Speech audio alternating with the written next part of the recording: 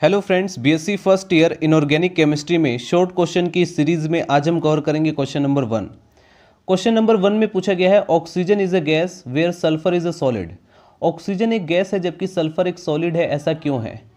तो सबसे पहले आपको ये जानना होगा आखिर ऑक्सीजन का कंपैरिजन ही सल्फर से क्यों किया गया। क्योंकि दोस्तों अगर आप देखें तो ऑक्सीजन के वैलेंस सेल में भी 6 इलेक्ट्रॉन्स आते हैं। ऑक्सीजन का एटॉमिक नंबर 8 है और इसके वैलेंस सेल में 6 इलेक्ट्रॉन्स आते हैं। सल्फर का एटॉमिक नंबर 16 है और इसके वैलेंस सेल में भी 6 इलेक्ट्रॉन आते हैं और ये दोनों के दोनों एक ही ग्रुप में आते हैं। ऑक्सीजन के बाद जस्ट ग्रुप के अंदर सल्फर आता है, इसीलिए इसका कंपैरिजन किया गया है। और इसमें पूछा गया कि भाई ऑक्सीजन जो है वो एक गैस की तरफ है और जो सल्फर है वो एक सॉलिड है, तो ऐसा क्यों है?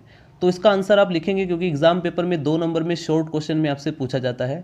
Oxygen is a gas where sulphur is a solid, this is due to the fact that oxygen exist as diatomic molecule. Oxygen जो होता है ये 2 एटम में एग्जिस्ट करेगा। देखिए यहाँ पर ऑक्सीजन के 2 एटम हैं जो कि एक O2 मॉलिक्यूल बना रहे हैं जिसे हम बोलते हैं diatomic, right.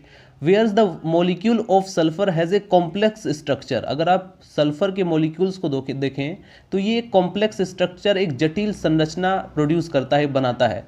Sulphur exist as octa atomic structure, यानी कि जहाँ पर ऑक्सीजन एटम जो है वो डाया एटॉमिक मॉलिक्यूल बना रहा है, वहीं पर जो सल्फर मॉलिक्यूल है ये ऑक्टा एटॉमिक मॉलिक्यूल बना रहा है। यानी इसमें कम से कम 8 एटम हैं, 8 एटम मिल करके ऑक्टा एटॉमिक मॉलिक्यूल बना रहे हैं विद पैकर्ड रिंग स्ट्रक्चर, जो आप देख सकते हैं। इस प्रकार से जो सल्फर है, सल्फर के मॉलिक्यूल्स इस प्रकार से पैकर्ड रिंग स्ट्रक्चर बनाते हैं, इसीलिए ये सॉलिड है और ये ऑक्सीजन एक गैस है, राइट। इस तरह से आप इसका आंसर दे सकते हैं।